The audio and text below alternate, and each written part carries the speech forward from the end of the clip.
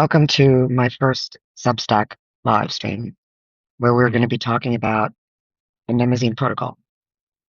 So where am I? Right now, I'm actually in Englewood, Florida, and I am actually at a sacred Indian mound. There's quite a few of these all across Florida. Now, I'm going to spare you all of the stuff you've heard and all these things, and I'm going to come at this at a very different angle. Okay, the angle that I'm going to come at this from is a very Jewish one. Now, how can I do that? Well, here's the thing. Rabbi Gershon Winkler, who is one of my favorite rabbis, says this, that Jews, we have more in common than Native Americans than we do with Christians. But, it's a little tricky there because, of course, how do you survive in the host culture? Plus, what does that even mean? And does it even matter more in common? Well, see, Judaism at its core is a very shamanic, nature anchored. It's on a lunar calendar. It's very feminine already. But the problem also is, how do you survive so long? You know?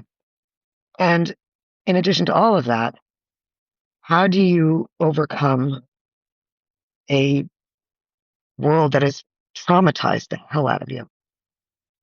Well, it's a big question. It's one I've been thinking about a lot lately. And what I decided to do, rather than simply try to do this as a lecture, I decided that what I'm going to do is say this to you. What makes something sacred is your presence, how you attend to it. It would be really tacky to monetize off the presence of something. I mean, we see that happen all the time. What I think we've reached a point is that, much like what's happened to everything else, is that we're not actually in a information revolution.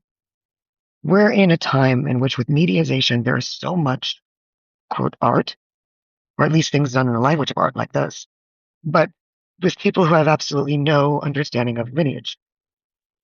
So I'm going to start talking a little bit here about sacred theater and what that is and what that isn't. In fact, I doubly think it's important because right now there's a lot of people who are conflating what's going on with celebrities and media and all that with actually the benefit or the quality of theater, Hollywood, and all that stuff, which is pretty absurd. But because here's the thing, the very same arguments that have been used to criticize our founding fathers are now being used to criticize the arts and artists. So this book by Rabbi Gershon Winkler that I'm reading is called The Place Where You Are Standing is Holy. Now, what is the Mnemosyne protocol? The Mnemosyne protocol is actually something that came out of my work with large language models, and it talks about how memory, it ensures that memory is sacred. Memory is not hash, it's not a file. Memory is an action, it's remembering something. So at a time now that we are simultaneously on sacred ground, also someplace that has been turned very much into a political product, and as Americans, what it means to be native and what it means to be part of something, what it means to have been there first or what have you. It's been overwhelmed with us because everything has been reduced to a dialectic. The Hegelian dialectic is everywhere in anthropology and in ritual studies. But let me tell you, it's not accurate. And I'll say this also.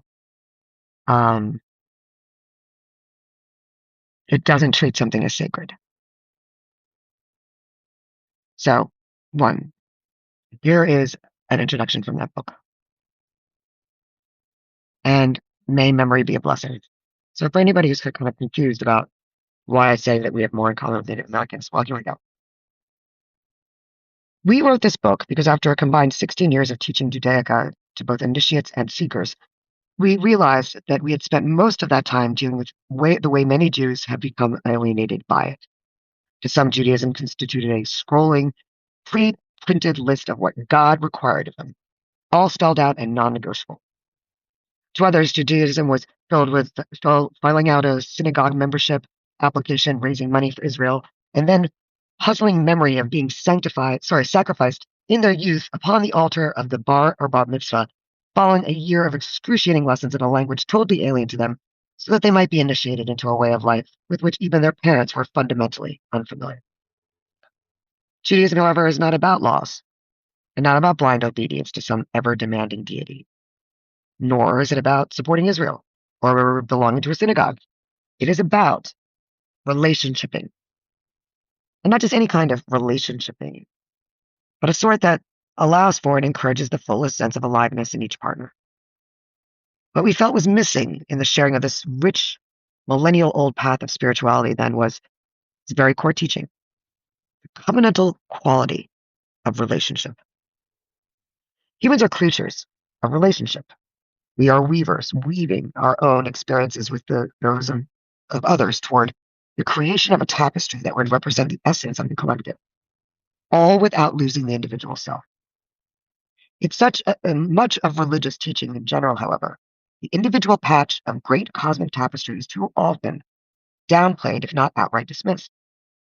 Rather, it is the collective garb of the religion that is set up as the exclusive focal point of the great weave. We live for religion. We die for religion. We love for religion. We hate for religion. We sacrifice for religion. And we kill for religion. Of course, we also add a "thus saith the Lord" to religion, to exempt it from accountability and lend it unquestionable credibility. It is not religion per se that does all this. It is people who have done this to religion. Dr. Bahura Feinstein points out that not a single episode of the Tanakh, i.e., Old Testament, advocates blind, unquestioning obedience to human authority, any human authority. The classical mandate to adhere to religious authorities, for example, originates in the authorities themselves. For example, not in the divine inspiration that seeded the religion.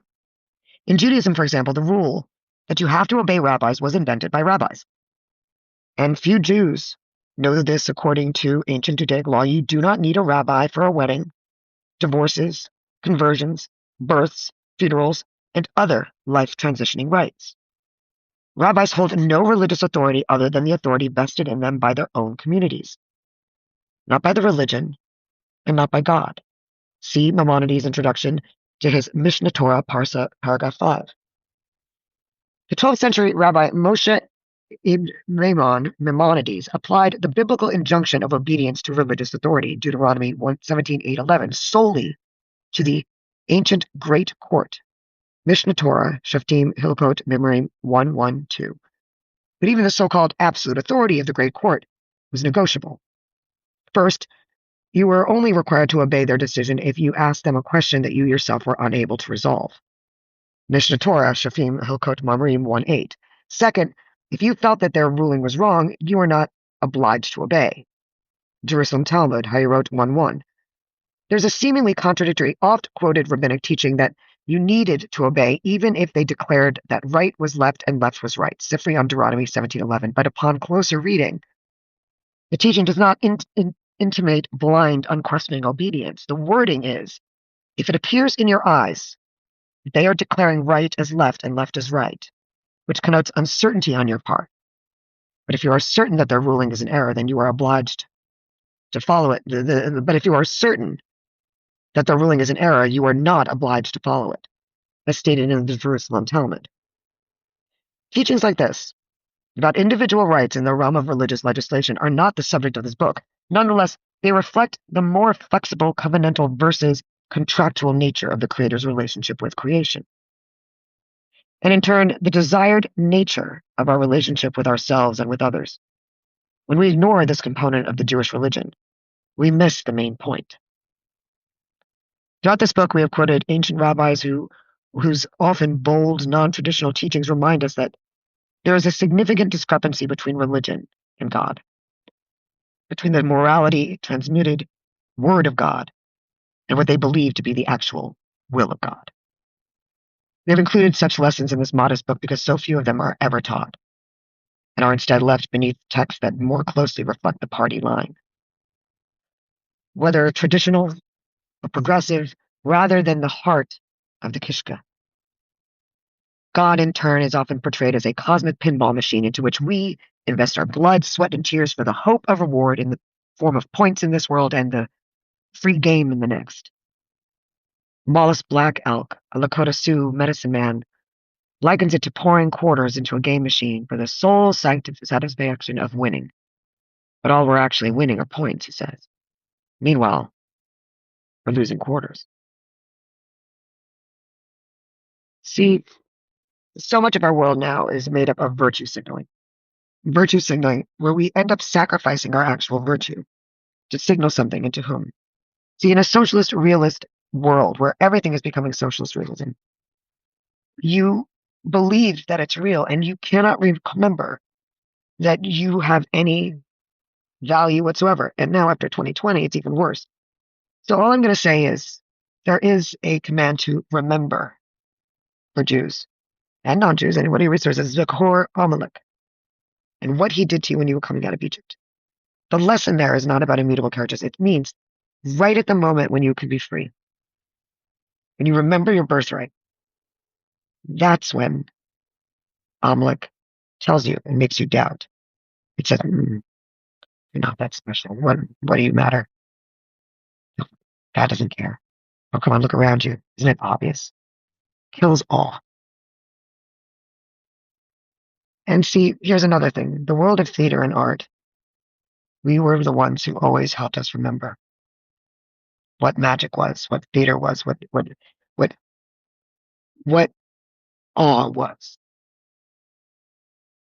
So, in truth, anyone right now who's trying to separate the arts from belief or God, well, buckle up, because over the course of the next however long it's going to take, I'm going to prove on multiple fronts and in multiple places how sacred theater is and sacred art is, and that science and art are exactly intertwined.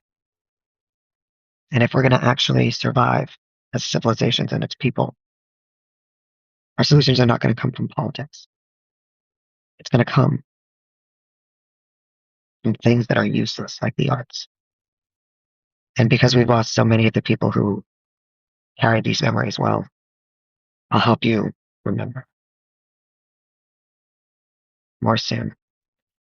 Please pass this on, and also sign up to the Substack. And if you want to get more involved, find me. It's pretty soon.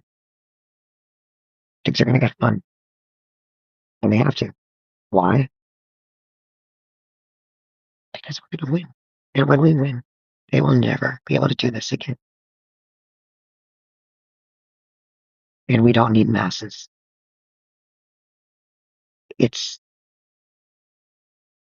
rejection of the genius of the crowd. What matters is what excites you. What gets you turned on? What do you find wonderful? And not to be concerned at all with the ways in which politics make people behave. Because we are souls.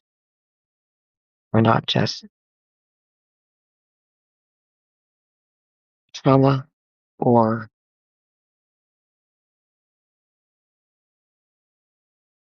mutable characteristics.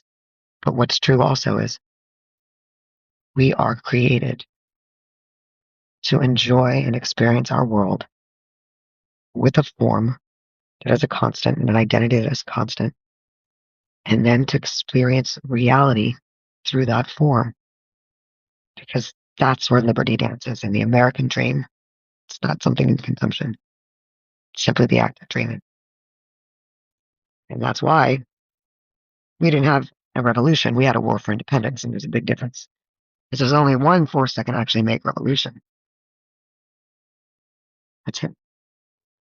We can make it appear in simulation. The fact of the matter is, the force and the power that keeps us moving along is unknowable, untappable, and that's the exciting part. So, ladies, I'm talking to you specifically. Anybody who's a woman will tell you if you really think about it. Come on. Uh, Pure simulation theory?